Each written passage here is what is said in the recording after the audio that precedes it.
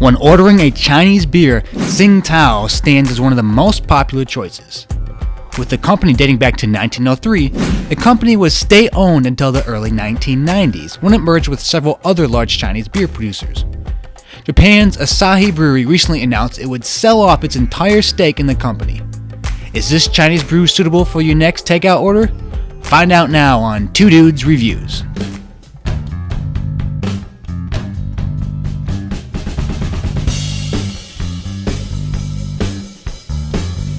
What up, guys? Yeah, today we have Tsingtao, and I'll get right into it. But while I open it, I stumbled on some interesting history of just the town that Tsingtao is made in. Now, naturally, it's in China, and it is, if you look at a map, it is pretty much just due west of Seoul, South Korea. And back in the 19th century, Japan was like, they had control of Tsingtao. And now, at one point, Japan, well, they were still way behind Europe in terms of technology and warfare and stuff like that. And they had actually killed several German missionaries. And so at that particular time, the German Navy was all over the place in the area, and so instead of dealing with a major military conflict, which Japan would not be able to uphold against the German Navy, they actually gave Tsingtao to Germany instead of like fighting over it. So like, okay, you can have it. And well, one, that's actually why brewing in Tsingtao really kind of took off. But also, then when World War I, kind of happened, Japan notified Germany and said, hey, if you don't give us back Tsingtao, we're going to join the Allies against you. And so eventually Japan got Tsingtao back, but Japan still sided with the Allies during World War I. And of course, they became good friends during World War II, but that's a different story. That's a little background of Tsingtao. Anyways, let's get into the smell. That is a very citrusy aroma. It has like a split lemon grapefruit aroma going on. It's essentially dead. There's very little carbonation going on with this. You just poured it and it just died. But there's also some...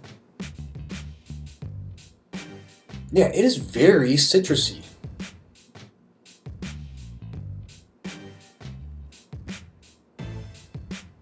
You'd almost think that you're smelling a citrusy-based IPA, but there is kind of that like wheat element to it a little bit that you get from a general Pilsner. Not heavy on that, and it doesn't have that wet Pilsner aroma you might get from something that's kind of cheaply made. And I forgot to take the water away from the dog. But I don't know.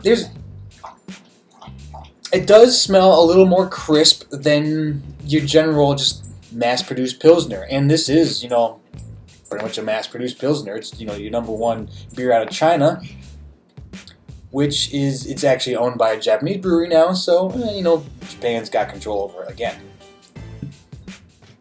Anyways, I think the aroma's not too bad. I'm going to recommend it on the aroma. It's not super strong, but it smells alright, so I'm going to recommend it on the aroma. So, alright, now let's get into taste.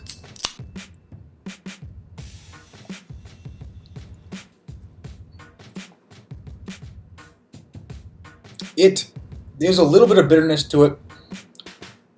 Very watery. It is a lot of water going on here.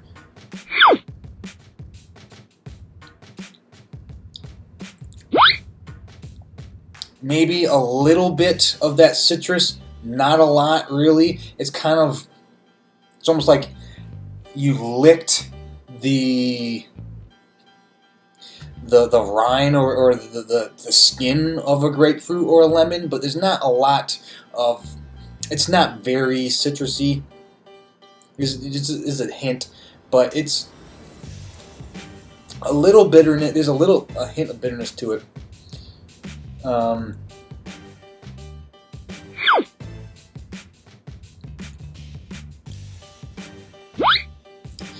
It just tastes like a watery Pilsner. You don't get the wet bread thing that a lot of Pilsners have. But there's not much there.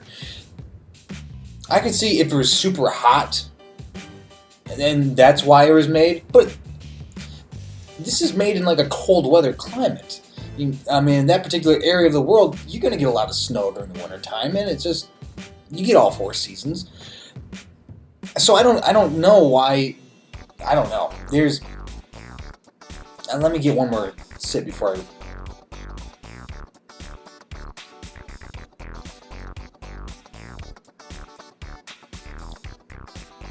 There's just not much going on. You got some of the Pilsner thing, and I think once this starts to heat up, it's just, you're going to get more of that,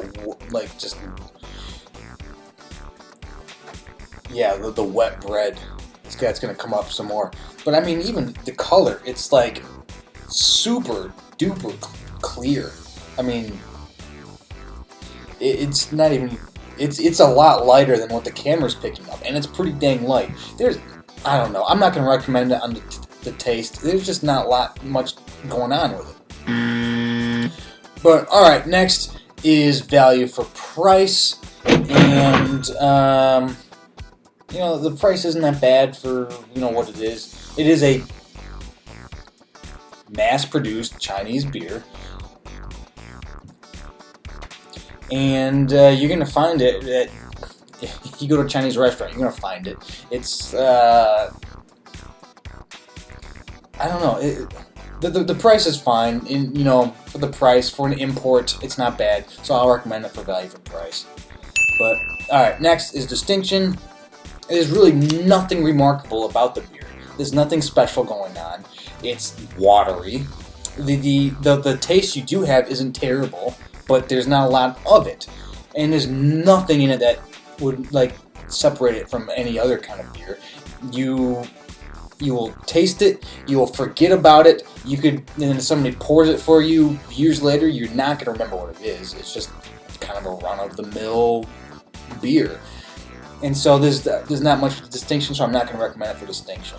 Next is drinkability, and actually that's fine for this beer. You won't have a problem with it, just because it has that high water factor.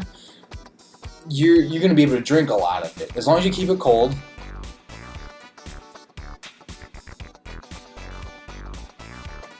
Yeah, it tastes fine. If you got a 6-pack, you'd be able to drink it like that. There's not a lot, because there's not much taste, and it's just super, it's lighter. I don't see ABV on here, but yeah, it's a lighter beer, and you're not going to have a problem drinking it. And so, yeah, drinkability is fine. So I'll recommend it for that. Last is, would I buy it again? And honestly, no, I will not.